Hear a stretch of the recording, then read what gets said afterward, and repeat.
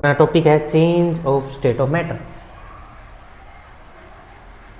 Change of state of matter. क्या matter की state change कर सकते हैं? यस, कर सकते हैं। Two methods change the state of matter by two method. Matter can change their state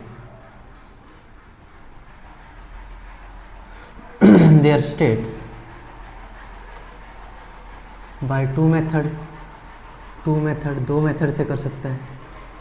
first method by changing temperature,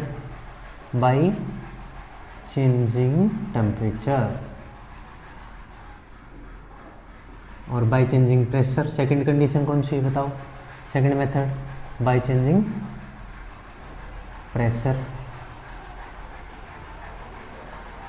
pressure change करके भी कर सकता है, टेम्परेचर चेंज करके भी कर सकता है।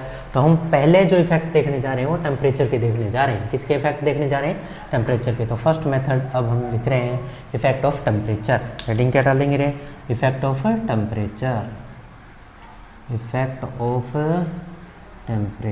टेम्परेचर का क्या इफेक्ट होने वाला है वो देखिए। सबसे पहले टेम्परेचर के इफेक्ट क्या क्या होंगे? Melting, boiling, vaporization, condensation, liquefaction, sublimation, सब देखेंगे। उससे पहले हम टेम्परेचर की यूनिट्स के बारे में बातें करते हैं, उनके कन्वर्जन की बातें करते हैं, हमें ज़रूरत पड़ेगी बार बार। तो हम सबसे पहले बात करते हैं unit of temperature. Units of temperature. Temperature की यूनिट आप ही बता दो कौन कौन सी होती है? 3 यूनिट्स हैं। कौन कौन सी है? डिग्री है, डिग्री सेल्सियस है, फ़ारेनहाइट और केल्विन है। तो सबसे पहले यूनिट का नाम बोलो, क्या है रे? Degree Celsius. बोलो डिग्री सेल्सियस है। नेक्स्ट बोलो फ़ारेनहाइट है और केल्विन है। और फिर कौन सी है? फ़ारेनहाइट। कौन सी है? फ़ारेनहाइट।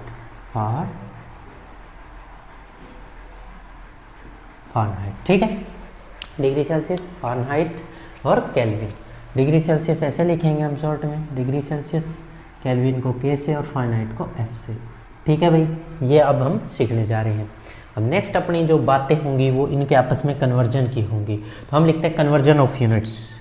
क्या लिखेंगे? Conversion of unit.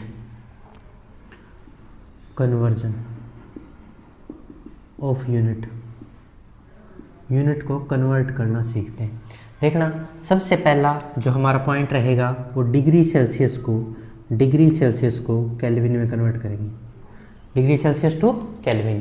तो देखो शॉर्ट है, बिल्कुल ही छोटी सी बात है। 273 ऐड कर देना है। डिग्री सेल्सियस में कितना हमें आंसर चाहिए? केल्विन में। तो केल्विन में आंसर चाहिए तो जो डिग्री सेल्सियस है उसमें कितना ऐड कर दो रे? 273 ऐड कर देना, तुम्हारा आंसर सोल्व हो जाएगा। ठीक है। या फिर सेकंड पार्ट हमारे पास जो है वो है केल्विन से डिग्री सेल्सियस बनाओ। डिग्री सेल्सियस केल्विन से बनाओ तो कैसे बनाएंगे बताओ?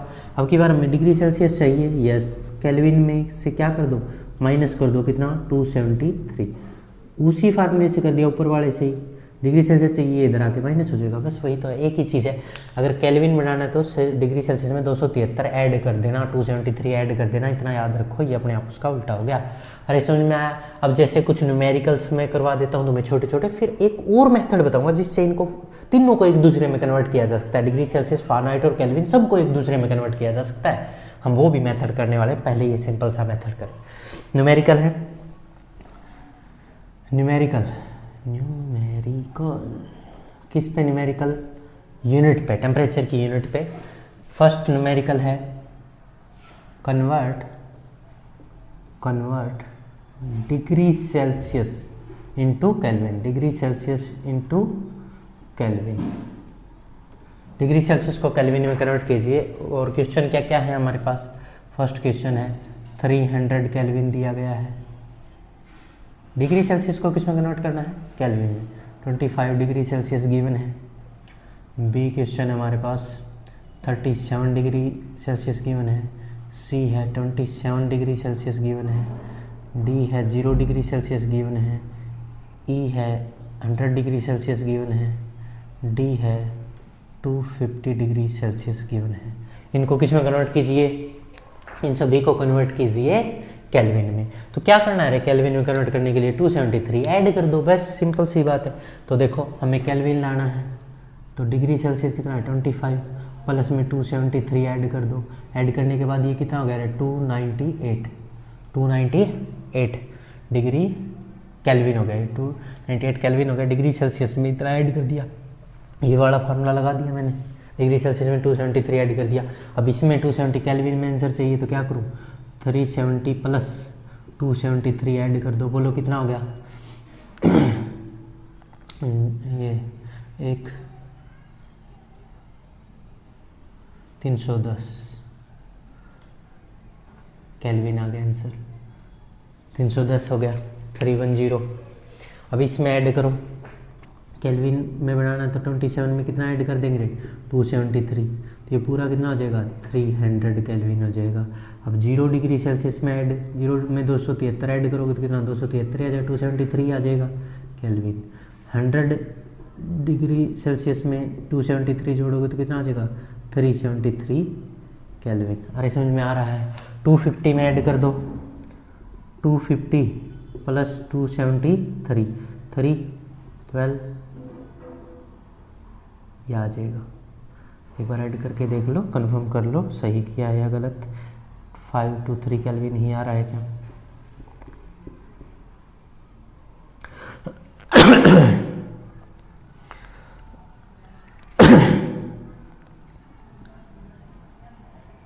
ठीक आ रहा है, ठीक है।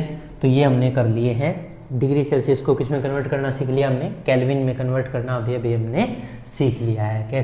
किसको, डिग्री सेल्सियस को केल्विन में कन्वर्ट करना सीख लिया। अब हम केल्विन को डिग्री सेल्सियस में कन्वर्ट करने जा रहे हैं, रफ कर देते हैं। ये लिख लिया होगा सभी ने, बहुत अच्छे। अब देखो second method, second type of numerical. दूसरे न्यूमेरिकल में कह रहा है convert kelvin into degree Celsius. देखिए फर्स्ट क्वेश्चन से स्टार्ट करते हैं। फर्स्ट क्वेश्चन बोलो क्या लिखें, हमारे पास मान लो 300 केल्विन दे दिया किसी ने। दूसरा क्वेश्चन 373 केल्विन दे दिया। थर्ड क्वेश्चन 300 केल्विन, अभी जो 310 अभी आया था एक आंसर, केल्विन दे दिया किसी ने। डी हमें दे दिया गया 298 केल्विन दे दिया गया। इसको कन्वर्ट करो, एक और दे देते हैं तुम्हें 523 केल्विन। चलिए इनको कन्वर्ट कीजिए किसमें, डिग्री सेल्सियस में। तो हमें क्या करना पड़ेगा भैया, अब 273 घटाना पड़ेगा रे।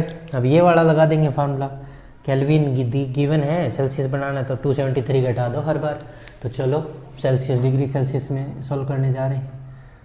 तो क्या करें, जो आंसर है उसमें से 273 माइनस कर दो, कितना बच गया 273 घटाने पे, बोलो 27। तो फर्स्ट आंसर आ गया 27 डिग्री सेल्सियस। दूसरा क्वेश्चन करो, डिग्री सेल्सियस निकालना तो 373 में से 273 घटा दो, कितना आ गया 100 डिग्री सेल्सियस। थर्ड क्वेश्चन करो, डिग्री में 310 में से कितना घटा दोगे रे, 273 घटा दोगे, कितना बचेगा 37 डिग्री सेल्सियस। 298 में से अगर 273 घटा दोगे तो कितना आ जाएगा 25 डिग्री सेल्सियस आ जाएगा। और डिग्री सेल्सियस में निकालना 523 में से 273 माइनस कर दोगे तो आ जाएगा 250 डिग्री सेल्सियस। कोई डाउट है इसमें तो बोलो, समझ में आ रहा है। सेल्सियस को केल्विन में कन्वर्ट करना सीख लिया और केल्विन को सेल्सियस में कन्वर्ट करना हमने अभी सीख लिया है, हमें किसी प्रकार की कोई दिक्कत नहीं है, ठीक है। अब हम एक new type of question, Fahrenheit को सेल्सियस, सेल्सियस को फारेनहाइट, केल्विन को फारेनहाइट और फारेनहाइट को केल्विन, ये फारेनहाइट को कैसे सोल्व करें। डिग्री सेल्सियस केल्विन तो हर कोई कर लेता है, फारेनहाइट को भी क्या हम कर सकते हैं सोल्व, यस कर सकते हैं। तो देखिए न्यू मेथड, ये लिख लिया होगा सभी ने।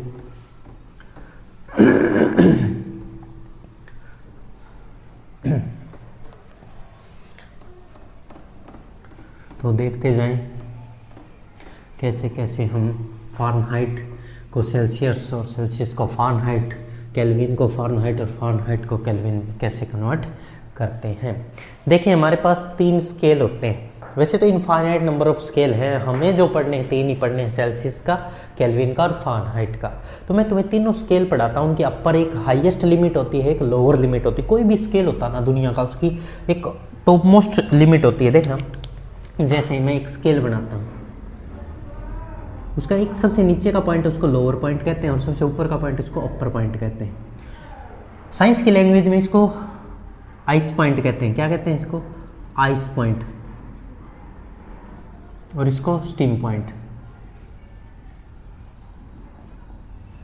स्टीम पॉइंट मतलब होता है हाईएस्ट वैल्यू का, और आइस पॉइंट होता है लोवेस्ट वैल्यू का, जिसकी सबसे कम वैल्यू हो। आइस पॉइंट की बहुत कम वैल्यू होती है, आइस पॉइंट, और एक होता है स्टीम पॉइंट। इसको हम अपर और इसको लोअर वैल्यू भी कह देते हैं, अपर वैल्यू और लोअर वैल्यू भी कह देते हैं। और ये बीच में कोई भी मिडल वैल्यू होती है। कोई भी स्केल ऐसे सोल्व होता है, उसकी एक अपर वैल्यू होती है, एक लोअर होती है, एक मिडल कोई भी वैल्यू होती है, एक स्टीम पॉइंट जो हाईएस्ट पॉइंट है और एक लोवेस्ट पॉइंट होता है। तो हम 3 तरह के स्केल पढ़ने जा रहे हैं, जिनमें से फर्स्ट स्केल का नाम है सेल्सियस। क्या नाम है? सेल्सियस। इसकी जो लोवेस्ट पॉइंट, लोअर वैल्यू है, लोवेस्ट वैल्यू आइस पॉइंट है, वो होता है 0 डिग्री सेल्सियस। कितना होता है? 0 डिग्री सेल्सियस। मिडल हमें निकालना ही है, और टॉप मोस्ट वैल्यू होती है 100 डिग्री सेल्सियस। ये वाटर के लिए डिफाइन किया गया। वाटर 0 डिग्री पे फ्रिज होता है, 100 डिग्री पे बॉयल होता है, उसी के बेस पे इसके स्टीम पॉइंट और आइस पॉइंट बनाए गए हैं। ठीक है, अब ऐसे ही दूसरा जो स्केल तैयार किया गया, टॉप मोस्ट पॉइंट और लोअर पॉइंट, तो उसको मान लो हमने फ़ारेनहाइट का स्केल लिया। फ़ारेनहाइट में 32 डिग्री, 32 तो होता है फ़ारेनहाइट लोअर, और 212 212 फ़ारेनहाइट होता है टॉप मोस्ट पॉइंट। और एक स्केल होता है केल्विन का, उसके जो लोअर पॉइंट की वैल्यू है वो है 273 केल्विन, और हाईएस्ट पॉइंट की वैल्यू है 373 केल्विन। 0.15 भी होता है, पर 0.15 को हम नेगलेक्ट कर देते हैं। ये होते हैं 3 तरह के स्केल, और बीच में कोई वैल्यू हमें पता नहीं, हम इसको मान लेते हैं कोई भी के। इसकी नहीं पता तो इसको मान लेते हैं फ़ारेनहाइट वाले को एफ। मिडल की कोई भी कहीं भी हो सकता है रास्ते में, और यहाँ कोई वैल्यू नहीं पता, उसको मान लेते हैं सी। ठीक है, अब हमें मान लो किसी की भी वैल्यू निकालनी हो, कभी भी कोई भी वैल्यू सोल्व करनी हो, तो हम एक फार्मूला यूज़ करते हैं। वो फार्मूला क्या है देखना ज़रा। वो फार्मूला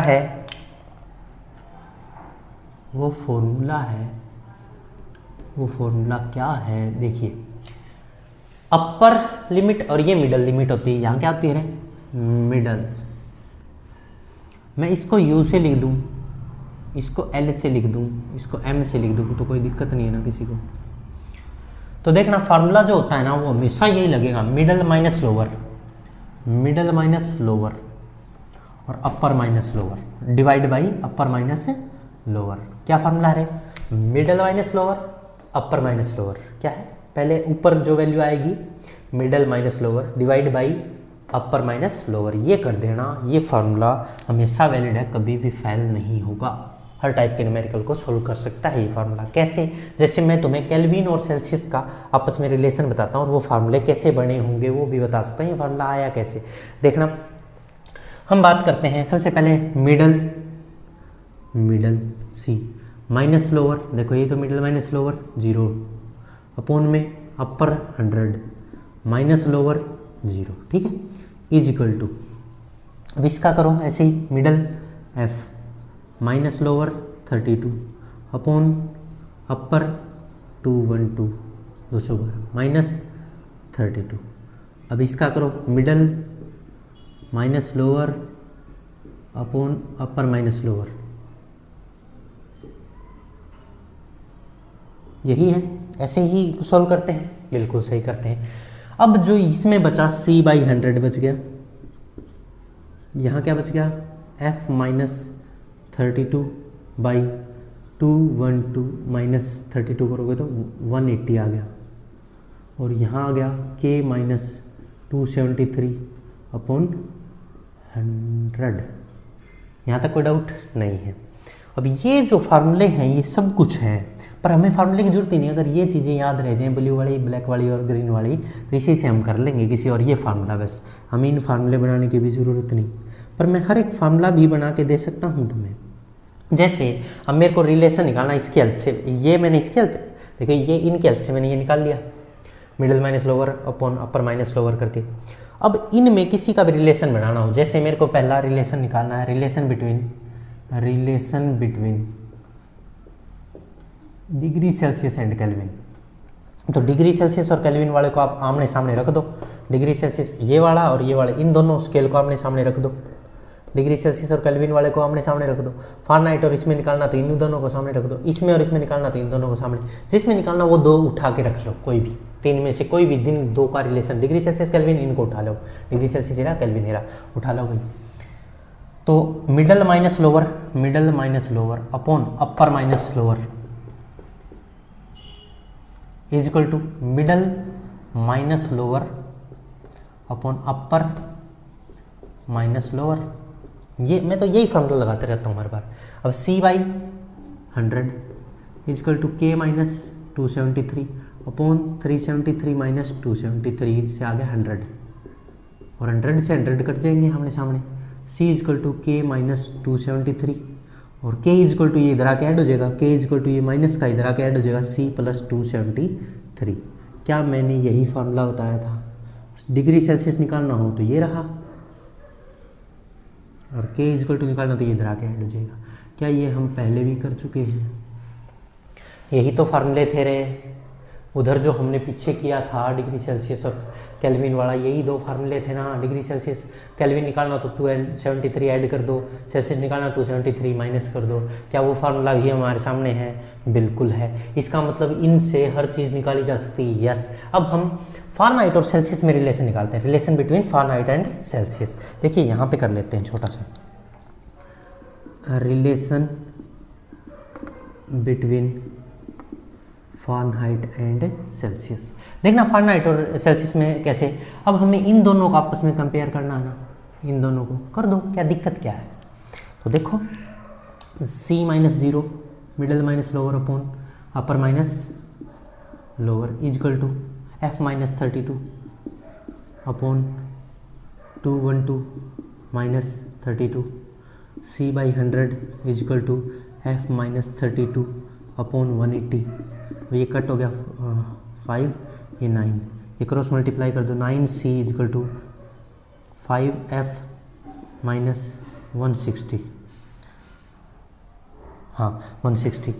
अब यहाँ से अगर C निकालना तो 9 डिवाइड में चला जाएगा ना, अरे 9 डिवाइड में चला जाएगा, या कोई भी रिलेशन यहीं से निकाल लो। डिग्री सेल्सियस निकालना है या फारेनहाइट निकालना है, कर लोगे? चलो और करके दिखाऊं क्या आगे सोल्व, या जरूरत ही नहीं है, यहीं से इतना ही छोड़ दो। अब C निकालना है तो ये 9 डिवाइड में चला जाएगा, दोनों का आ जाएगा। F निकालना तो वो इधर ले आना, ऐसे कर लोगे सोल्व, या आगे करने की जरूरत है नहीं है, इतने से ही चल जाएगा काम। ठीक है, तो इस तरह से कर लेते हैं रिलेशन। अब केल्विन का फारेनहाइट का निकाल सकते हैं, केल्विन सेल्सियस का निकाल लिया, केल्विन और फारेनहाइट का रिलेशन भी हम ऐसे ही निकाल लेंगे, क्रॉस मल्टीप्लाई और इधर उधर करके निकाल लेंगे।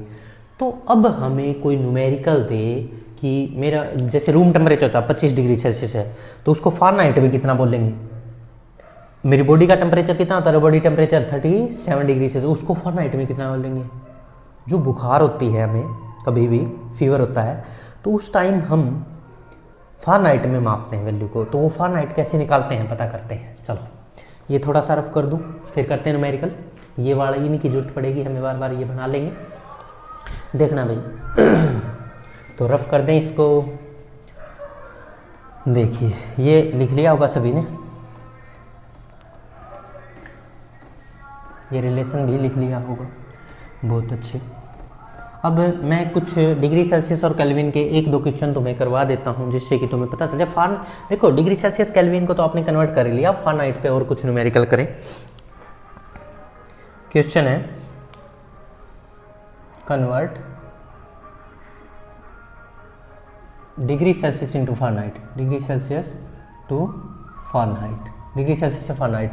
फर्स्ट क्वेश्चन है रूम टेम्परेचर, रूम टेम्परेचर कितना होता है रे, और सेकंड क्वेश्चन है बॉडी टेम्परेचर, बॉडी टेम्परेचर को करके दिखाओ।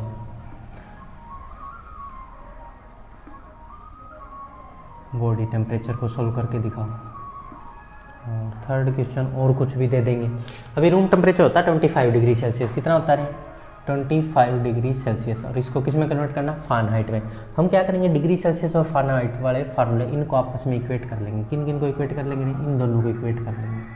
करो, middle minus lower, C minus 0 upon upper minus lower is equal to, Fahrenheit कहाँ है, यही है ना, फ़ारेनहाइट को कंपेयर करना। F माइनस 32 अपॉन 212 माइनस 32, यह आ गया C by 100 is equal to F minus 32 upon 180। ठीक है, अब C की जगह कितना गिवन है रे, 25 डिग्री सेल्सियस, तो यहाँ में गिवन है 25 डिग्री सेल्सियस, तो C की जगह कितना रखो, 25 रख लो। C की वैल्यू कितनी गिवन है, 25 गिवन है, C नहीं रखना अब उसको। 25 माइनस 0 करो, यहाँ क्या करोगे, गिवन है ना, 25 माइनस 0, क्योंकि 25 अब की बार गिवन है, इसमें से ये घटाया, इसमें से ये घटाया, और ये गिवन नहीं है, ये निकालना, ये माइनस ये माइनस ये, तो ये 4 पे कट गया, ठीक है, और ये 2 पे कट गया, ठीक है। अब 1/2 is equal to 1/2 is equal to F minus 32 upon 90, ठीक है। ये भी 2 पे, ये 90 इधर आ जाएगा, ये एक बार रफ करता हूँ, 90 इधर आ जाएगा, 90/2 इजकल टू F माइनस 32, और ये 45 पे कट गया, तो 45 इजकल टू F माइनस 32, ये 32 इधर आके ऐड हो जाएगा, तो F इजकल टू क्या हो जाएगा, बोलो रे, 45 प्लस 32 कितना आ गया, 77 फ़ारेनहाइट। तो 25 डिग्री सेल्सियस को हम 77 फ़ारेनहाइट भी कह सकते हैं। 25 डिग्री सेल्सियस कितने फ़ारेनहाइट के बराबर होता है, 77 फ़ारेनहाइट के बराबर होता है। अरे समझ में आया क्या, बहुत बढ़िया। अब हम एक बात और कर रहे थे, बॉडी टेम्परेचर को कन्वर्ट करो। एक तो कन्वर्ट सेल्सियस इनटू फ़ारेनहाइट में, room temperature 25 degree Celsius, 25 degree Celsius को रूम टेम्परेचर कहते हैं, उसको हम फ़ारेनहाइट में 37 कहते हैं। कैसे सॉल्व करोगे, middle minus lower, upper minus lower. Middle यहाँ F मान रखा था, हमें पता नहीं था अभी तक, F minus lower, upper minus lower, और F की वैल्यू क्रॉस मल्टीप्लाई करके आ गई। अब एक और क्वेश्चन था, क्या था, बॉडी टेम्परेचर। सेकंड क्वेश्चन क्या था रे, बी वाला, बॉडी टेम्परेचर को कन्वर्ट करो, बॉडी टेम्परेचर। बॉडी टेम्परेचर कितना होता है, जल्दी बोलो, 37 डिग्री सेल्सियस, और इसको हमें अब किस में निकालना है बताओ।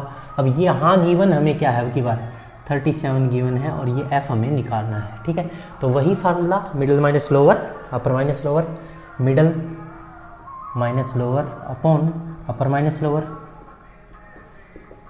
F minus 32 upon 212 minus 32, 37/100 is equal to F minus 32 upon 180, ये कट 5, सही चल रहा है ना, 5, और ये 9 2 पे कट हो गया 9। अब क्रॉस मल्टीप्लाई कर दो, 37 इंटू 9 करो, 37 इंटू 9 करोगे तो कितना आ गया रे, 33।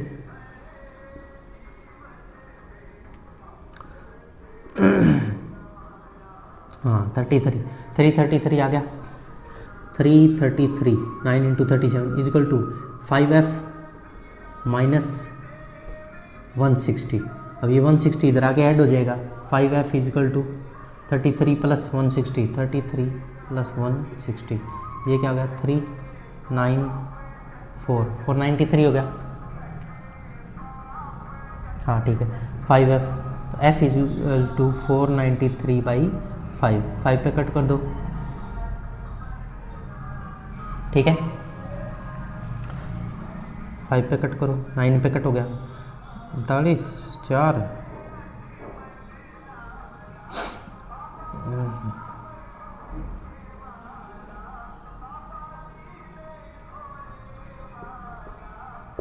(98.6 फ़ारेनहाइट) 98.6 फ़ारेनहाइट। तो यहाँ पे 37 डिग्री सेल्सियस या बॉडी टेम्परेचर को हम 98.6 फ़ारेनहाइट भी कह सकते हैं। अरे यहाँ तक समझ में आया सभी को? फ़ारेनहाइट में भी कन्वर्ट करना सीख लिया, जो एनसीईआरटी में नहीं है, परंतु हमें 9th वालों को सिर्फ डिग्री सेल्सियस और केल्विन से ही काम चल जाएगा। उन फार्मूलों से जो पहले करवाए उन्हीं से काम चल जाएगा, इसकी ज़रूरत भी नहीं है। पर कोई फाउंडेशन की तैयारी, कोई अच्छी तैयारी कर रहा हो, कोई ओलंपियाड की तैयारी कर रहा हो, तो उसके लिए ये अच्छा है, कर लेगा वो तैयारी। ठीक है भाई, यहाँ से आगे बढ़ते हैं। अब हम इफेक्ट ऑफ टेम्परेचर में melting point, boiling point, sublimation, vaporization, condensation और ये चीज़ें सीखते हैं। यहाँ तक लिख लो, नोट कर लो, मैं इसको रफ कर रहा हूँ। दिखाई तो दे रहा ना? रे सही सही दिखाई दे रहा, कोई दिक्कत नहीं है, बिल्कुल बढ़िया। रफ कर देते हैं इसको, आगे बढ़ते हैं।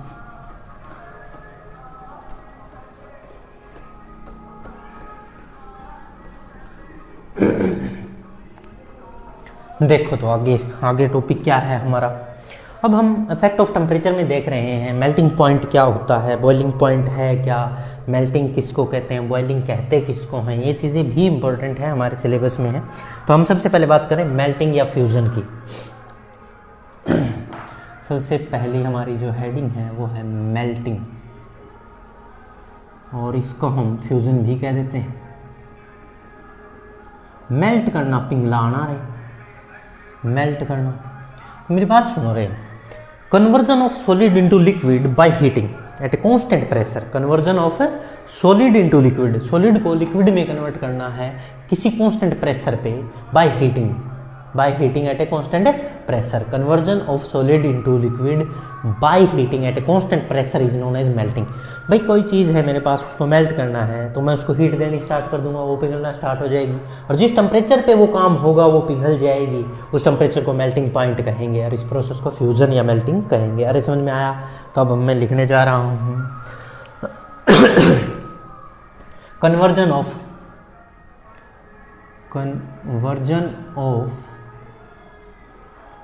Solid into liquid by heating, क्योंकि हम टेम्परेचर का इफेक्ट देख रहे हैं, by heating at constant temperature, at constant pressure is known as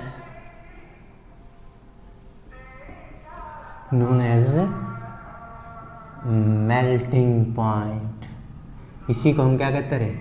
melting point कहते हैं। अरे समझ में आया? अब जिस टेम्परेचर पे ये मेल्ट होगी वो चीज़ हमारे पास जो भी थी, जैसे आइस है 0 डिग्री सेल्सियस पे क्या हो जाएगी रे? मेल्ट हो जाएगी। आइस है वो 0 डिग्री सेल्सियस पे ही मेल्ट हो जाएगी, तो 0 डिग्री सेल्सियस उसका क्या है? मेल्टिंग पॉइंट है। जिस टेम्परेचर पे the minimum temperature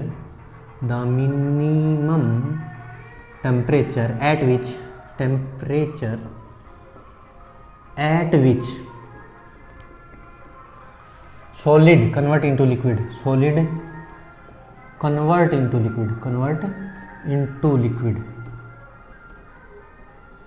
is known as melting point। उसी को मेल्टिंग पॉइंट, उस लिक्विड, उस चीज़ का क्या कहा जाएगा? Melting point. एग्जाम्पल के तौर पर अगर मैं एग्जाम्पल की बात करूं तो ice melt at 0 degree Celsius. अरे सही है, ice melt at 0 degree Celsius. अरे सही समझ में आया? मेल्टिंग या फ्यूजन क्या होता है? जब सॉलिड को लिक्विड में कन्वर्ट कर दिया जाए हीट करके किसी कांस्टेंट प्रेशर पे, उसी को हम क्या कहते हैं? मेल्टिंग या फ्यूजन कहते हैं। और जिस टेम्परेचर पे वो मेल्ट होती है, सॉलिड में से लिक्विड में कन्वर्ट होती है, उसको हम क्या कहते हैं रे? क्या कहते हैं बोलो? Melting point. और मेल्टिंग पॉइंट आइस का कितना होता है? Ice melt at 0 degree Celsius, तो melting point of ice 0 degree Celsius. समझ में आया? नेक्स्ट हेडिंग हमारी हैगी बॉइलिंग पॉइंट। सेकंड हेडिंग हमारी क्या है? बॉइलिंग या फिर vaporisation.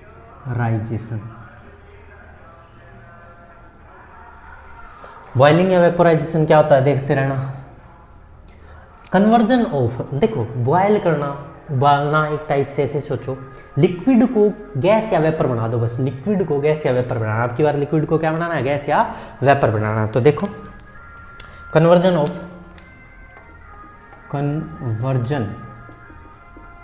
Of liquid into gas या वेपर, एक ही बात है, by heating at constant pressure.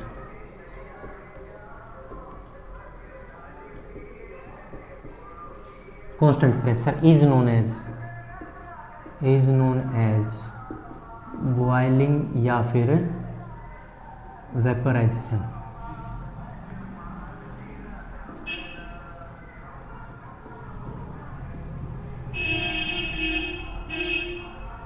Boiling या वेपराइजेशन कहते हैं। और जिस टेम्परेचर पे ये काम हो जाए, जिस टेम्परेचर पे लिक्विड सॉलिड, जिस टेम्परेचर पे लिक्विड गैस में या वेपर में कन्वर्ट हो जाए, उस टेम्परेचर को बॉइलिंग पॉइंट कहेंगे। क्या कहेंगे? Boiling point. The temperature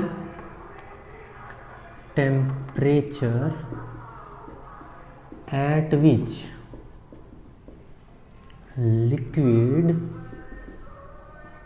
converts into gas is known as boiling point।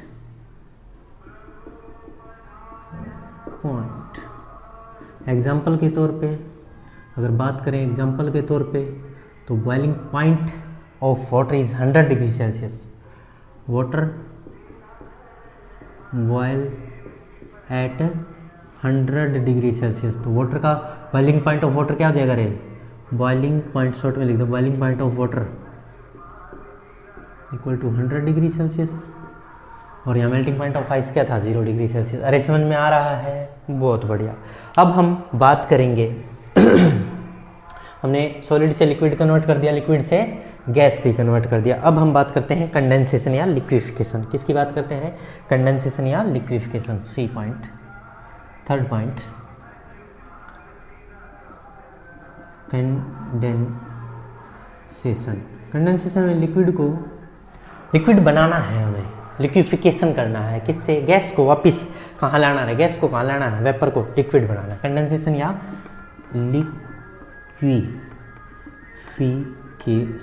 Liquefaction. Cool करना पड़ेगा, अब की बार कूलिंग करनी पड़ेगी, ठीक है ना, हाई प्रेशर पे। लिक्विफिकेशन तभी होगा। देखना, conversion of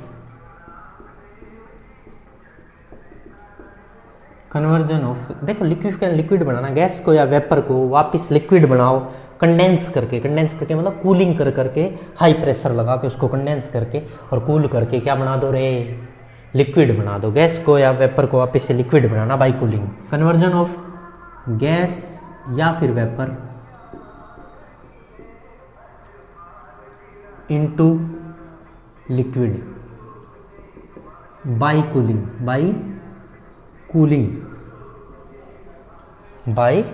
cooling at high pressure. High pressure पे ऐसा होगा, प्रेशर में हाई लगाना पड़ेगा, ठंडा रखना पड़ेगा बहुत ज़्यादा, जब जाके कोई चीज़ कंडेंस या कूल होती है। और लो टेम्परेचर, कूलिंग का ठंडा रखना मतलब लो टेम्परेचर लो। और तो लिक्विफिकेशन की एक कंडीशन है, कोई पूछ भी ले लिक्विफिकेशन कब होगा, तो याद रखें हाई प्रेशर और लो टेम्परेचर। कूलिंग करनी लो टेम्परेचर पे लिक्विफिकेशन होता है, ये ध्यान रहे, ठीक है। बात समझ में आई या नहीं आई रही? यहाँ तक समझ में आ गया? बहुत बढ़िया। लिक्विफिकेशन भी समझ में आया, कंडेंसेशन। अब फोर्थ जो पॉइंट है हमारा है फ्रीजिंग या फिर सॉलिडिफिकेशन। फ्रीजिंग और सॉलिडिफिकेशन। फ्रीजिंग या सॉलिडिफिकेशन क्या होता है देखना रे। सॉलिडिफिकेशन और फ्रीजिंग क्या है इसको समझते हैं। कन्वर्जन ऑफ लिक्विड से सॉलिड बनाना, फ्रिज कर देना। फ्रिज हमारा जो रेफ्रिजरेटर उसमें करते हैं वही, लिक्विड को सॉलिड बनाना है किसी एक कांस्टेंट प्रेशर पे। Conversion of liquid into solid, liquid into solid. Liquid into solid bye cooling eight constant pressure fix pressure पे किसी को कूल करते रहो, किस में कन्वर्ट हो जाएगा, लिक्विड सॉलिड में कन्वर्ट हो जाएगा, उसको हम क्या कहते हैं, फ्रीजिंग। और जिस टेम्परेचर पे, जिस लोअर बहुत ही कम टेम्परेचर पे ऐसा हुआ है, उसको हम फ्रीजिंग पॉइंट कहेंगे। The temperature at which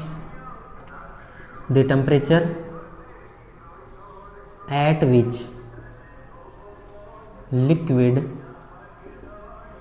convert into solid is known as freezing point.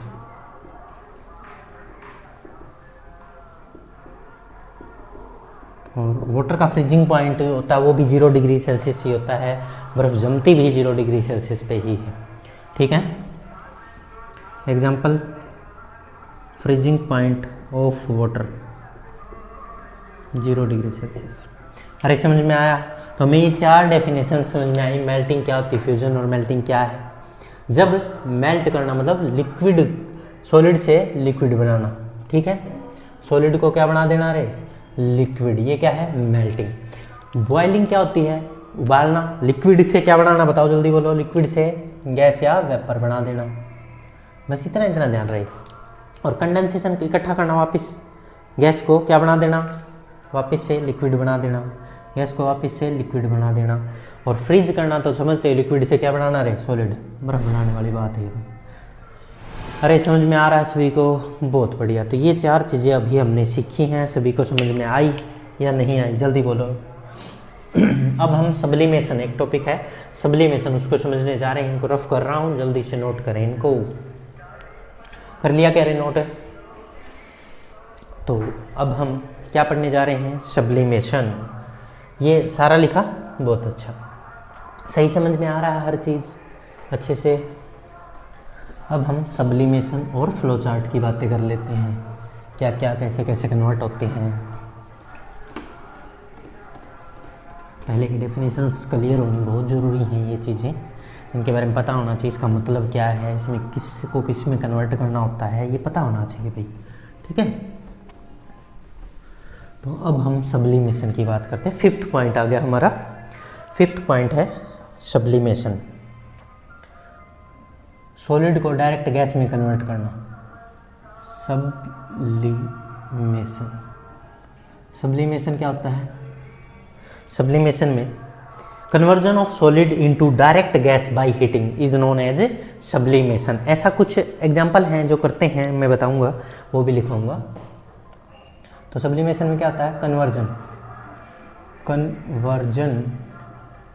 Of solid directly,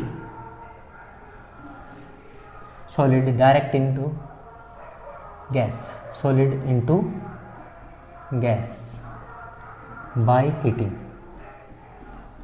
इनको हीट करके हम डायरेक्ट क्या बना देंगे रे, सॉलिड से सीधा ही क्या बना देना है हमें, अब की बार सॉलिड से डायरेक्ट सीधा ही कहाँ पे पहुंचना है, गैस पे पहुंचना है। और ऐसे कुछ एग्जांपल है जो ये चीज़ें शो करते हैं, जैसे एग्जांपल मैं बता रहा हूँ, इनको नोट करें, ध्यान से लिखें भाई इन एग्जांपल को। First iodine, ammonium chloride, chloride भी ऐसा शो करता है, कैम्फर भी करता है, नेपथेलीन भी ऐसा करता है, ड्राई आइस भी ऐसा करता है। ड्राई आइस क्या होता है ये भी समझाता हूँ।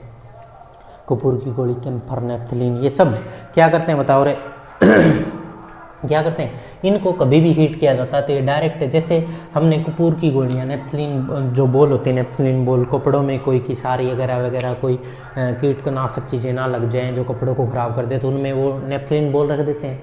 वो नेपथलीन बोल कभी लिक्विड में कन्वर्ट ही नहीं होती, डायरेक्ट गैस बन के वेपराइज होकर उड़ जाती हैं। जब भी हम कपड़े बाहर निकालते हैं वापस, सर्दियों में रखते हैं, गर्मियों में रखते हैं, सर्दियों में वापस निकालते हैं, तो वो मिलती ही नहीं उनके अंदर, वो सीधी क्या हो जाती है, वेपराइज हो जाती हैं, उनकी भाप बन जाती है, वो गैस बन जाती है, ठीक है। तो उस डायरेक्ट सॉलिड से किस में कन्वर्ट होती है, गैस में कन्वर्ट होती है। ऐसे ये आयोडीन भी, ammonium chloride, camphor, naphthalene, dry ice, ये याद रखना। ये ड्राई आइस क्या होती है, थोड़ा सा इसके बारे में भी सीखें। ड्राई आइस कहते हैं सॉलिड CO2 को, सॉलिड CO2 को, सॉलिड कार्बन डाइऑक्साइड को ही हम क्या कहते हैं, कार्बन डाइऑक्साइड को ही क्या कहते हैं, ड्राई आइस कहते हैं। ये ड्राई आइस सॉलिड जो CO2 होती है इसको स्टोर किया जाता है हाई प्रेशर पे, स्टोर एट हाई प्रेशर, इसको स्टोर एट हाई प्रेशर, इसको हाई प्रेशर पे स्टोर किया जाता है, हाई प्रेशर। बिकॉज अगर इसको हाई प्रेशर पे स्टोर ना किया जाए तो लो प्रेशर 1 एटमॉस्फेरिक पहुंचते 1 एटमॉस्फेरिक जो हमारे एटमॉस्फेयर का बाहर का प्रेशर इतना कम हो जाए कि धीरे धीरे 1 एटमॉस्फेरिक के करीब आ जाए तो ये पिघलना स्टार्ट हो जाएगी और ये डायरेक्ट किस में कन्वर्ट हो जाएगी, सॉलिड से।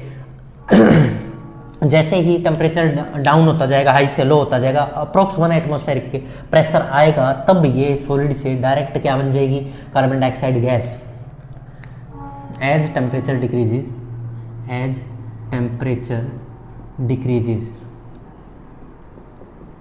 and reach up to 1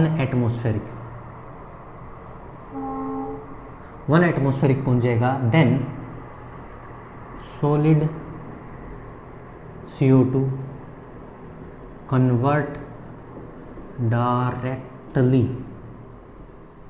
into gaseous CO2 में कन्वर्ट हो जाएगी। सॉलिड से डायरेक्ट क्या बन जाएगी, सॉलिड CO2 से डायरेक्ट गैसियस CO2 बन जाएगी, और सॉलिड से डायरेक्ट गैस में जा रहा है, इसी वजह से इसको ड्राई आइस के नाम से भी जाना जाता है। क्या किस नाम से जाना जाता है, इसी वजह से इसको ड्राई आइस भी कहते हैं, इसी वजह से इसको ड्राई आइस भी कहते हैं, क्योंकि लिक्विड बनी नहीं ना, फ्लूइड तो आया ही नहीं, बिगी तो है ही नहीं, बीच में लिक्विड आया क्या, नहीं आया, तो ड्राई थी, सूखी थी, और आइस बर्फ की तरह रह रही थी सॉलिड बन के, और ड्राई थी, सूखा पानी था ही नहीं, सीधा किस में कन्वर्ट हो गया, गैस में, इसलिए इसको ड्राई आइस के नाम से भी जाना जाता है। ये छोटा सा एक पॉइंट है, काम का है, याद रखें, ठीक है। तो हमने सब्लिमेशन को भी डिटेल में सीख लिया। सब्लिमेशन समझ में आ गया, उससे पहले मेल्टिंग समझ में आया, बॉइलिंग पॉइंट आया, कंडेंसेशन आया, लिक्विफिकेशन, कंडेंसेशन, फ्रीजिंग और फ्रीजिंग पॉइंट, और उसके बाद सब्लिमेशन। अब हम बात करते हैं फ्लो चार्ट की। ये मैं रफ कर देता हूँ और आपके सामने एक फ्लो चार्ट तैयार करके दिखाता हूँ कैसे बनाया जाता है। तो जल्दी से, और एक छोटी सी बात और, प्रेशर के भी इफेक्ट देखेंगे, उससे पहले एक फ्लो चार्ट बनाया, फिर प्रेशर का इफेक्ट देखना बाकी है ना, क्योंकि हमने कहा था स्टेट दो तरीके से चेंज होती है, बाई चेंजिंग टेम्परेचर और बाई चेंजिंग प्रेशर। अभी फिलहाल कौन चल रहा है, बाई चेंजिंग टेम्परेचर ही चल रहा है, प्रेशर भी आने वाला है, ठीक है। यहाँ तक लिख लिया हो, मैं रफ कर दूँ, ये रफ करके हम एक फ्लो चार्ट बना देते हैं, जिसको आपको करना है कंप्लीट, याद भी रखना है, बहुत आसान है, देखते जाओ। हमारे पास क्या था, सबसे पहले हम देखते हैं, सबसे पहले सॉलिड था, कोई सॉलिड चीज़ है, सॉलिड से हमने उसको किस में कन्वर्ट कर लिया रे, सॉलिड को किस में कन्वर्ट करेंगे हम, लिक्विड में, और लिक्विड को किस में कन्वर्ट करेंगे हम, गैस में या वेपर में, ठीक है। या फिर हम उल्टा भी, रिवर्स भी कर सकते हैं इसका, रिवर्स कैसे, गैस को किस में कन्वर्ट कर ले हम, लिक्विड में, और लिक्विड को किस में कन्वर्ट कर ले हम, सॉलिड में, यही हो सकता है। फिर फिलहाल देखने की बात यह है कि सॉलिड को लिक्विड बनाना है, सॉलिड चीज़ है, उसके पार्टिकल पास हैं बहुत ज़्यादा, उसको लिक्विड बनाना है, तो उसको क्या करना पड़ेगा, उसको लिक्विड बनाने के लिए मेल्ट करना पड़ेगा या फ्यूज़न करना पड़ेगा, तो उसके लिए हमें हीट देनी पड़ेगी या ठंडा करना पड़ेगा, हीटिंग करनी पड़ेगी। और लिक्विड को गैस बनाना तो भी हमें उसको क्या करना पड़ेगा, हीट करना पड़ेगा, याद हो गया। और गैस से वापस लिक्विड बनाना तो उसको कूल करना पड़ेगा, और लिक्विड से सॉलिड बनाना तो भी उसको कूल करना पड़ेगा। पहली बातें तो ये ध्यान रहे, सबसे पहला काम तो ये ध्यान रहे कि सॉलिड को लिक्विड बनाना तो हीट करो, लिक्विड को गैस बनाना तो हीट करो, गैस से वापस लिक्विड बनाना तो कूल करो, और लिक्विड से वापस सॉलिड बनाना तो उसको कूल करो। अरे ये बात समझ में आ गई क्या सभी को, बहुत बढ़िया। अब तुमसे पूछें कि इस प्रोसेस का नाम बताओ क्या है, इस प्रोसेस का नाम बताओ क्या है, तुम कहोगे मेल्टिंग या फ्यूजन, और फिर हम पूछें इसका नाम बताओ क्या है, तुम क्या कहोगे, बॉइलिंग या वेपराइजेशन, बॉइलिंग या वेपराइजेशन। तो सबसे पहले हम इसका नाम लिखने जा रहे हैं, क्या है ये, मेल्टिंग या फिर फ्यूजन, ब्रैकेट में क्या लिख दें, फ्यूजन हुआ है, मेल्टिंग या फ्यूजन हुआ है। और यहाँ हम क्या कहेंगे बताओ, बॉइलिंग हुई है या फिर वेपराइजेशन हुआ है, बॉइलिंग हुई है या वेपराइजेशन,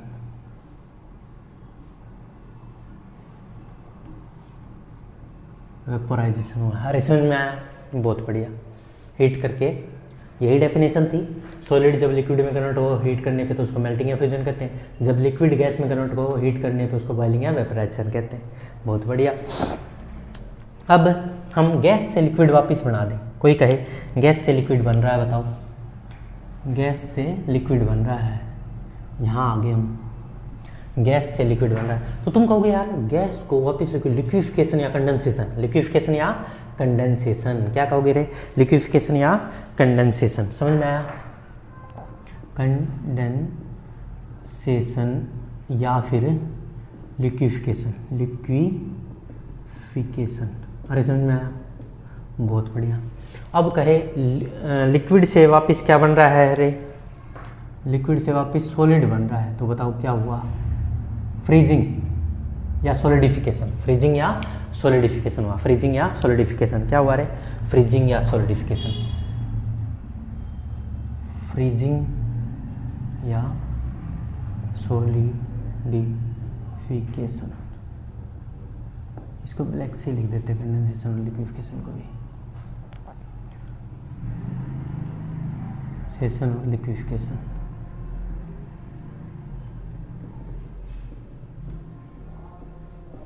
तो देखना क्या मैंने ये फ्लो चार्ट बना दिया। अब इसके बाद एक बंदा आया और उसने पूछा ना ना ना ऐसे बताओ कि मेरे पास गैस है और गैस को मैंने डायरेक्ट किस में कन्वर्ट कर दिया रे, सॉलिड में कन्वर्ट कर दिया, तो बताओ इसको क्या कहेंगे, इसको क्या कहेंगे, इस फ्लो चार्ट को बताओ क्या कहेंगे, इसको कहेंगे सब्लिमेशन। क्या कहेंगे रे इसको, सब्लिमेशन। क्या कहेंगे, सब्लिमेशन, सब्लिमेशन। गैस अगर डायरेक्ट नहीं, सॉलिड डायरेक्ट गैस में कन्वर्ट हो जाए, उल्टा करो इसको, सॉलिड अगर डायरेक्ट गैस में कन्वर्ट हो जाए तो उसको क्या कहते हैं हम, सब्लिमेट हो गया वो, सब्लिमेशन। अरे समझ में आया या नहीं आया, समझ में आया सारा, बहुत बढ़िया। सब्लिमेशन का रिवर्स प्रोसेस भी होता है, क्या गैस को सीधा सॉलिड बना दो, गैस से डायरेक्ट सॉलिड बनता हो तो उसको क्या कहते हैं, डिपोजिशन। क्या कहते हैं उसको, डिपोजिशन। ऐसा भी होता है।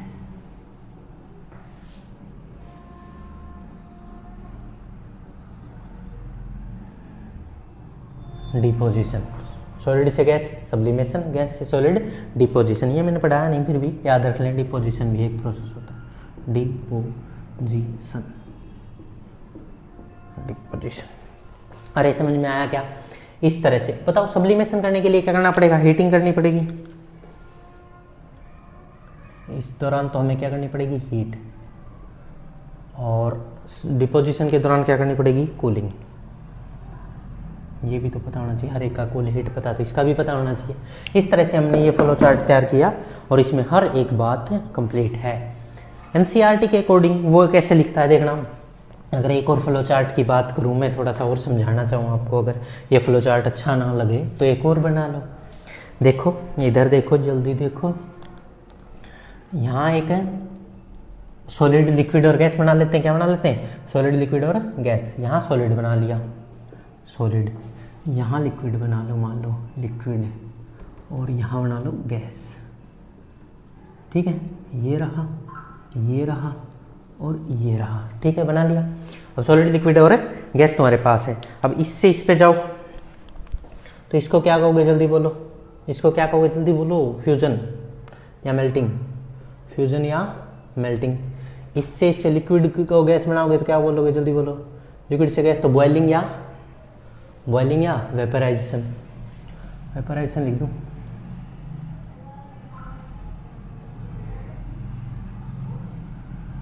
वेपराइजेशन।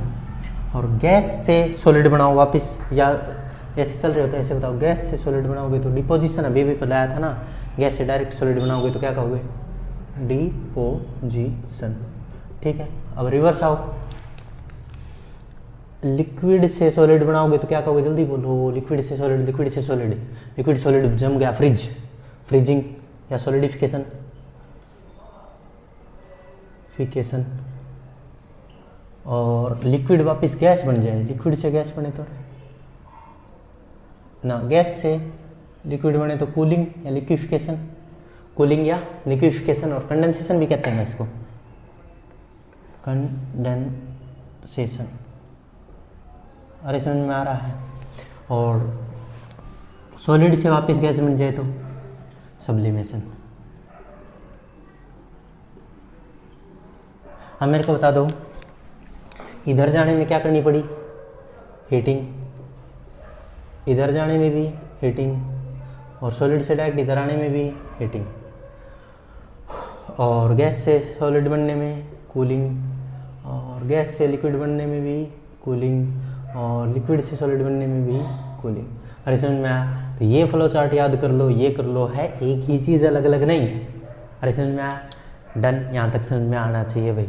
अब हम एक टॉपिक रह गया हमारा इवेपोरेशन, वो भी पढ़ ही लेते हैं, ये रफ करके जल्दी लिखो। मैंने ये वीडियो बनाया और इसमें वॉइस ही नहीं है, तो देख लीजिए दोबारा से क्या हुआ। Effect of pressure. Effect of pressure क्या है, प्रेशर की वजह से जैसे हमने टेम्परेचर का इफेक्ट देख लिया, complete melting, boiling, condensation, decondensation, vaporization, sublimation, सब पढ़ लिया, टेम्परेचर की यूनिट वगैरह वगैरह सब पढ़ लिया। ऐसे ही प्रेशर का इफेक्ट से हम कैसे स्टेट ऑफ मैटर को चेंज करते हैं वो यहाँ लिखा गया है। प्रेशर होता है, प्रेशर की यूनिट के बारे में बात करें तो प्रेशर का एक फार्मूला होता है फोर्स पर यूनिट एरिया। क्या होता है, फोर्स पर यूनिट एरिया, ये लिखा हो फोर्स पर यूनिट एरिया। और इसकी यूनिट तो फोर्स की न्यूटन होती है और एरिया की मीटर स्क्वायर, न्यूटन पर मीटर स्क्वायर। और इसकी एक और यूनिट होती है पास्कल, और एक होती है एटमॉस्फेरिक, एक होती है एमएमएचजी, एक होती है बार, एक होती है torr, mm of Hg, centimetre of Hg, बहुत सारी यूनिट होती है। पर हमारे 9th लेवल पे दो ही अच्छी हैं, न्यूटन पर मीटर स्क्वायर, पास्कल और एटमॉस्फेरिक। बस इतना ही याद रखें। नाम इनके कन्वर्जन भी होते हैं, 1 ATM is equal to 1 × 10⁹ newton पर मीटर स्क्वायर। ऐसे याद रखने की 1 atmospheric is equal to 760 mm of HG. ऐसे याद रखने की कोई जरूरत नहीं है, हमें बस प्रेशर होता है, pressure force per unit area होता है, उसकी यूनिट होती है न्यूटन पर मीटर स्क्वायर, पास्कल या ATM। बस इतना ही ध्यान रखें, 9th क्लास में है। तो आगे बढ़ते हैं। Effect of solid. Effect of pressure का इफेक्ट स्टेट ऑफ मैटर को चेंज करने में क्या है। सॉलिड और लिक्विड को प्रेशर चेंज कर ही नहीं सकता, क्योंकि सॉलिड और लिक्विड इनकम्प्रेसिबल होते हैं। State of solid and liquid can not change by pressure because they both are incompressible. Pressure can not change the state of solid liquid because both solid and liquid are incompressible. ये दोनों incompressible होते हैं, इनकी state को change नहीं किया जा सकता, सीधी सी बात है। पर गैसेज तो कंप्रेस हो सकती ना, किसी सिलेंडर में ऐसे दबाएं गैसेज इकट्ठी हो जाती है, हमने सुना है कंप्रेस सबसे ज़्यादा होती है मैक्सिमम, हमने डिफरेंस में सॉलिड लिक्विड गैस में पढ़ा। तो मैं बताऊंगा इफेक्ट ऑफ गैस है, इंक्रीज करते जाएंगे, प्रेशर बढ़ाते जाएंगे और टेम्परेचर घटाते जाएंगे तो वो इकट्ठी हो जाएंगी, जैसे LPG, CNG या ड्राई आइस। ये सब क्या है, ड्राई आइस तो होती है सॉलिड गैस से सीधा सॉलिड बना दिया जाता है। CO2 गैस होती है, उसको सीधा दबा के हाई प्रेशर पे और लो टेम्परेचर पे क्या बना दिया जाता है, dry ice. CO2 solid form में CO2 को ले आते हैं, उसको ड्राई आइस कहते हैं। और अब गैसेस को इकट्ठा करते हैं, जैसे LPG लिक्विफाइड पेट्रोलियम गैस और CNG कंप्रेस्ड नेचुरल गैस, छोटे छोटे सिलेंडर में इनको इकट्ठा कर दिया जाता है और ये लिक्विफाई हो जाती हैं। ठीक है, तो हम लिखेंगे ऑन इंक्रीजिंग प्रेशर, गैस पे तो इफेक्ट करता है, ऑन इंक्रीजिंग प्रेशर और डिक्रीजिंग टेम्परेचर, टेम्परेचर घटा के प्रेशर बढ़ा के we can convert gas into liquid और सॉलिड में कन्वर्ट कर सकते हैं। जैसे LPG, CNG ये लिक्विफाइड गैसेज होगी और ये ड्राई आइस सॉलिड फॉर्म में भी ले गए, डायरेक्ट उसको इतना दबाया गया गैस को। अरे समझ में आया, ये बहुत बढ़िया।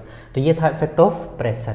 तो आज के बाद याद रहे, कंडेंसेशन या लिक्विफिकेशन, गैस से लिक्विड बनाना है तो क्या करें, टेम्परेचर घटाएं, प्रेशर बढ़ाएं, low temperature high pressure, low temperature high pressure, ये याद रहे। इसी पे लिक्विफिकेशन या कंडेंसेशन होता है, गैसेज को डायरेक्ट लिक्विड फॉर्म में ले जाया जाता है और गैसेज को सीधा सॉलिड में ले जाए तो क्या होता है, डिपोजिशन, बहुत ज़्यादा हाई प्रेशर की जरूरत पड़ती है इसके लिए। अरे सही है, बहुत बढ़िया। अब हम आगे टॉपिक पे चर्चाएं करने वाले हैं, वो हमारा क्या है, न्यू टॉपिक लेटेंट हीट। पहले ये लिखो फिर हम वो करवाते हैं।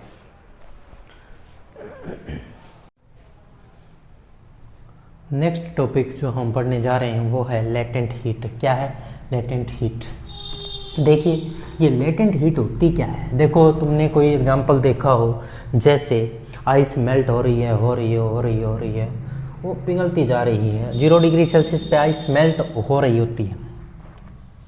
जैसे उसके बारे में बातें करें, जैसे मेरे पास एक बीकर है, उसके अंदर बहुत सारी आइस पड़ी है और वाटर बनने भी लग रहा है, साथ साथ वाटर भी है, वाटर में आइस पड़ी है और इसका टेम्परेचर मान लेते हैं -10 डिग्री सेल्सियस है। ये -10 से -5 डिग्री सेल्सियस बढ़ने लग रहा है, फिर ये 0 डिग्री सेल्सियस हो गया। अब 0 डिग्री सेल्सियस पे आइस पिघलना स्टार्ट होगी, आइस मेल्ट होना स्टार्ट होगी भाई, आइस मेल्ट होना स्टार्ट होगी, आइस मेल्ट होती जा रही है 0 डिग्री सेल्सियस पे, और ये इस पर कन्वर्ट होती जा रही है। पर एक बात मैंने यहाँ पे ऑब्जर्व करी, जैसे ही आइस मेल्ट होने लगी टेम्परेचर कांस्टेंट हो रहा है, टेम्परेचर नोट चेंज। अब टेम्परेचर चेंज होना बंद हो चुका है, टेम्परेचर चेंज नहीं हो रहा, टेम्परेचर बढ़ ही नहीं रहा। मतलब टेम्परेचर क्यों नहीं बढ़ रहा, मैंने पता करा भाई, पहले टेम्परेचर बढ़ता जा रहा था, एक टाइम आया आइस मेल्ट हो रही है, आइस मेल्ट हो रही तो टेम्परेचर बढ़ नहीं रहा, तो फिर हो क्या रहा है, जो हीट मिल रही है और मैं इसको हीट देता जा रहा हूँ, हीट हम दे ही रहे थे, जिस वजह से टेम्परेचर राइज हो रहा था, सारा टेम्परेचर बढ़ाते जा रहे थे। यहाँ पे जाके ये 0 डिग्री सेल्सियस पे कांस्टेंट हो गया कुछ समय के लिए। ऐसा क्यों हुआ, जबकि मैं तो हीट दे रहा हूँ, वो हीट जा कहाँ रही, भाग कहाँ गई, वो हिडन हीट, वो छुपी हीट ही कहलाती है, लेटेंट हीट। अब जो आइस में जो हीट मिल रही है वो क्या कर रही है, वो फेज कन्वर्ट कर रही है, सॉलिड से लिक्विड, बर्फ़ को जो आइस है सॉलिड फॉर्म में उसको लिक्विड ले जाने में, कन्वर्जन में चली गई, वो छुप गई वो उसको कन्वर्ट करने में, और वो हिडन हीट को ही हम लेटेंट हीट कहते हैं। और लेटेंट हीट जब आएगी तो वो छुपी हुई हीट टेम्परेचर को राइज नहीं होने देगी। वो टेम्परेचर क्यों नहीं बढ़ रहा, क्योंकि वो छुपी हुई हीट फेज को कन्वर्ट कराने में, उसके जो बॉन्ड है, फोर्स ऑफ अट्रैक्शन है, उसको ओवरकम करने में लगी हुई है, उनके बीच के जो बॉन्डिंग है उसको तोड़ने में ही बिजी हो चुकी है। वो लेटेंट हीट है, छुपी हुई हीट है। तो समझ में आया लेटेंट हीट क्या होती है, एक हिडन हीट होती है। क्या होती है, हिडन हीट होती है, छुपी हुई हीट। और इसी को हम क्या कहते हैं, लेटेंट हीट। क्या कहते हैं रे, लेटेंट हीट, हिडन हीट। तो हमारा अब टॉपिक क्या स्टार्ट हो रहा है, लेटेंट हीट। तो हेडिंग क्या डालेंगे, लेटेंट हीट। तो हेडिंग डालें लेटेंट हीट, लेटेंट हीट, या फिर हिडन हीट भी कह देते हैं इसको, छुपी हुई, लेटेंट हीट और हिडन हीट। तो क्या कहेंगे, कहेंगे द हीट एब्जॉर्ब और release during the change of the state of substance. The heat absorb और release during the change in the state of substance. किसी भी सब्सटेंस की स्टेट को चेंज करने में जो हीट दी जाती है या निकलती है उसी को हम क्या कहते हैं, लेटेंट हीट कहते हैं। तो क्या लिखेंगे, द हीट एब्जॉर्ब और release, the heat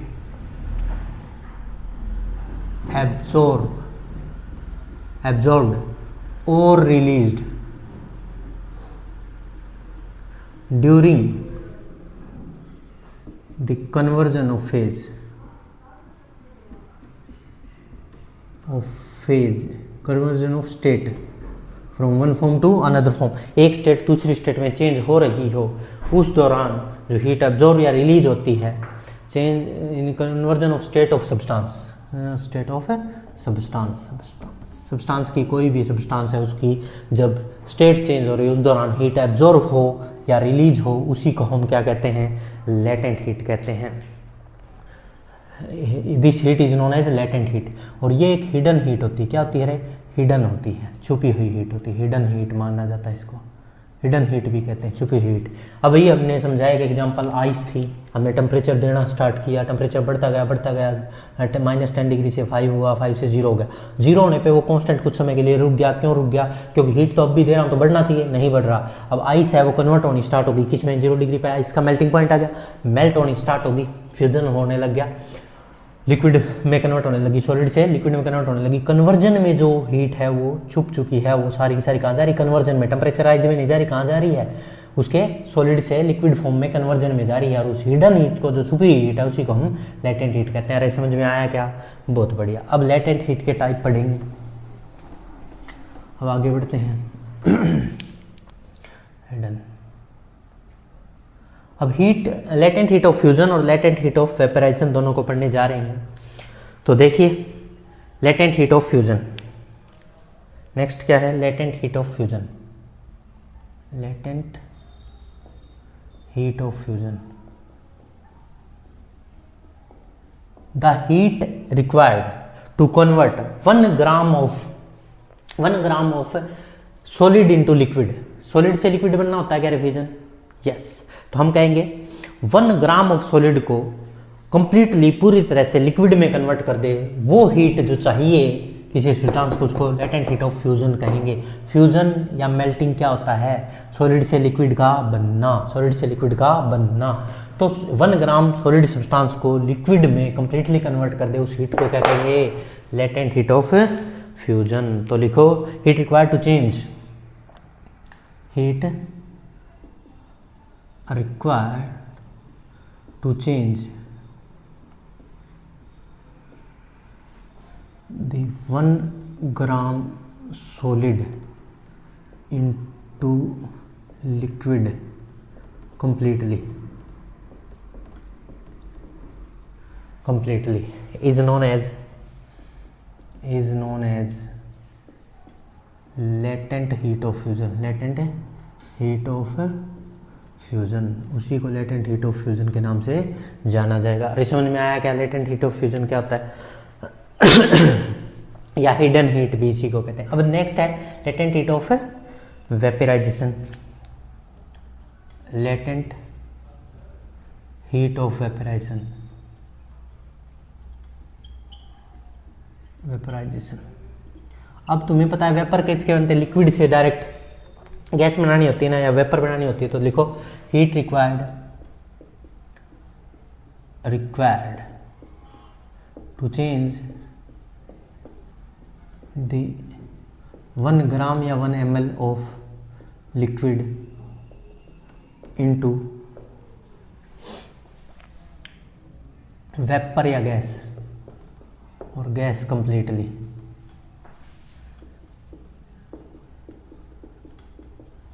is known as latent heat of vaporization, vaporization। अरे समझ में आ रहा है? Latent heat of vaporization, latent heat of vaporization और लेटेंट हीट ऑफ फ्यूजन क्या होता है, कैसे समझें इनको? Latent heat of fusion, fusion का मतलब है मेल्टिंग। मेल्ट कौन होता है? सॉलिड। सॉलिड किस में जाएगा? लिक्विड में। सॉलिड को किस में कन्वर्ट करना है? लिक्विड में, जो हीट चाहिए। और वेपराइजेशन क्या होता है? वेपर बनाना, किसके? लिक्विड से वेपर बनाना, और उस दौरान जितनी हीट चाहिए वो क्या है? Latent heat of vaporization. बस छोटी छोटी बातें हैं, जो हीट चाहिए या रिलीज हो किसी स्टेट को चेंज करने में, उसको लेटेंट हीट कहते हैं। तो जो एक्स्ट्रा हीट है वो कहाँ चली जाती है? जो हिडन हीट होती है वो कहाँ गई? वो फेज को कन्वर्ट करने में बिजी है, वो टेम्परेचर को राइज नहीं कर रही, वो टेम्परेचर को राइज नहीं कर रही। तो हम अब हमारे पास एक क्वेश्चन है, why latent heat do not cause any rise in temperature. तो लिखें why latent heat do not cause any rise in temperature। क्योंकि जो लेटेंट हीट है वो किस में बिजी है? फेज कन्वर्ट करने में बिजी है। लिखते all the heat supplied to the substance used in phase conversion, all the applied heat used into the state change, वो पूरी की पूरी स्टेट चेंज में ही चली जा रही है, change in state. Hence latent heat do not, hence latent heat do not cause any rise in temperature, do not rise in temperature। इसी वजह से वो टेम्परेचर को राइज नहीं कर पा रही, क्योंकि वो स्टेट चेंज करने में ही बिजी है। अरे समझ में आया क्या ये क्वेश्चन? अब नेक्स्ट क्वेश्चन की तरफ बढ़ते हैं हम, लेटेंट हीट से ही रिलेटेड। ये रफ कर दूं। अब देखना भाई, ऐसा भी पूछा गया है, एनसीईआरटी के ही कुछ क्वेश्चन डिस्कस कर रहा हूँ। लिख लिया होगा ये सभी ने, बहुत अच्छी बात है।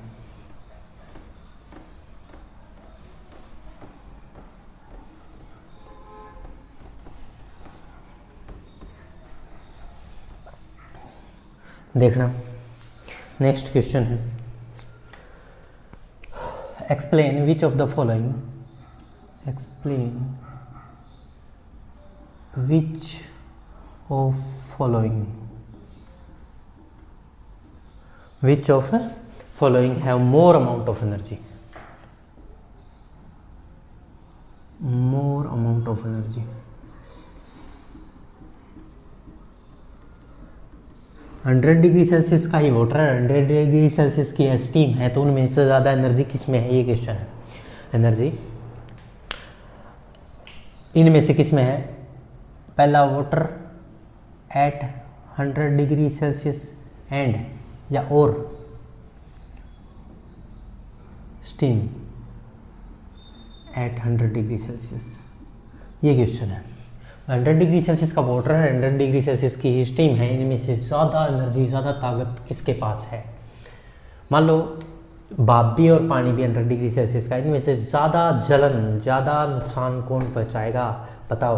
भाप जल्दी जला देती है, ज़्यादा बर्निंग इफेक्ट देती है, तो क्यों, ऐसा क्यों, देखना मैं समझाता हूँ।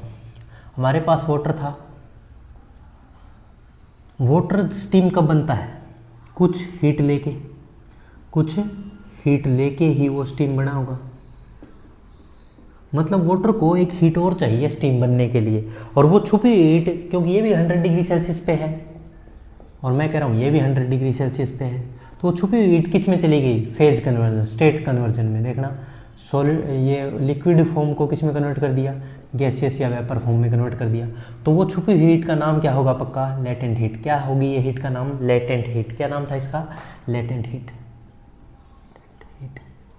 ये जो हीट थी, जो वाटर को एक्स्ट्रा अमाउंट में मिली है, एक्स्ट्रा हीट मिली है, जो स्टीम बनी। अब बताओ, वाटर के पास तो सिर्फ 100 डिग्री सेल्सियस का कुछ भी टेम्परेचर था, इसके पास एक एक्स्ट्रा चीज़ और आके स्टीम बनी, मतलब स्टीम के पास मोर एनर्जी है, क्योंकि उसको एक और एनर्जी चाहिए बनने के लिए। अरे समझ में आ रहा है क्या, मोर amount of energy, more amount of energy, क्योंकि स्टीम बनते वक्त एक लेटेंट हीट और इंटर कर चुकी है जो दिखाई नहीं दे रही, इसलिए स्टीम के पास एक एक्स्ट्रा अमाउंट ऑफ एनर्जी और आ चुकी है, वाटर में ऐड हो चुकी है जब स्टीम बनी है। अरे समझ में आ गया, तो steam have more amount of energy, more warming effect, ज़्यादा नुकसान पहुंचाएगी, ज़्यादा इंजरी देगी steam as compare to 100 degree के वाटर, और 100 डिग्री सेल्सियस की स्टीम ज़्यादा नुकसान पहुँचाएगी। अरे समझ में आ गया क्या लेटेंट हीट का कॉन्सेप्ट। ऐसे ही अगर इसी क्वेश्चन में 100 डिग्री सेल्सियस की जगह होता 0 डिग्री सेल्सियस का आइस, यहाँ होता आइस एट 0 डिग्री सेल्सियस और वाटर एट 0 डिग्री सेल्सियस, अब ज़्यादा एनर्जी किसके पास है और ज़्यादा खतरनाक कौन है, एनर्जी ज़्यादा किसके पास है, तो आइस के पास या इसके पास। देखो आइस को मेल्ट होके क्या बनना पड़ेगा, वाटर, और वाटर बनने के लिए उसको क्या चाहिए, एक्स्ट्रा अमाउंट ऑफ हीट चाहिए। आइस है, आइस को एक हीट चाहिए तभी जाके वो क्या बन सकती है, वाटर। तो मतलब वाटर के पास एक एक्स्ट्रा अमाउंट ऑफ एनर्जी और आ चुकी है जो कि लेटेंट हीट के रूप में है। तो बताओ ज़्यादा मोर अमाउंट ऑफ एनर्जी, ये भी 0 डिग्री सेल्सियस का है, ये भी 0 डिग्री सेल्सियस का ही है, तो ये जो हीट है वो कौन सी हीट है, लेटेंट हीट है, छुपी हुई हीट, वो किस में गई, वाटर में गई। तो मतलब water have more amount of energy, 0 degree Celsius के वाटर के पास है मोर अमाउंट ऑफ एनर्जी है, more amount of energy as compare to 0 degree Celsius है आइस। अरे समझ में आया क्या। Next question, where is heat going, वो हीट कहाँ चली जाती है, हमने अभी थोड़ी देर पहले भी लिख दिया, वो हीट चली जाती है स्टेट को चेंज करने में। वो जो फोर्स ऑफ अट्रैक्शन है मॉलिक्यूल के बीच की फोर्स ऑफ अट्रैक्शन, उसको ओवरकम करने में ही बिजी रहती है, उसको ओवरकम करती है, फोर्स ऑफ अट्रैक्शन को तोड़ने में और उसको आइस को मेल्ट करने में बिजी है। वो कहाँ चली गई, वो आइस को मेल्ट करते वक्त जो फोर्स ऑफ अट्रैक्शन उनको तोड़ने में ही लगी हुई है, और वो हिडन हीट है, उसको लेटेंट हीट कहते हैं। वो हीट कहाँ जा रही है, फेज को, स्टेट को, सॉलिड से लिक्विड या लिक्विड से गैस बनाने में काम आ रही है। तो इस तरह से लेटेंट हीट टॉपिक भी अपना फिनिश होता है। ठीक है भाई।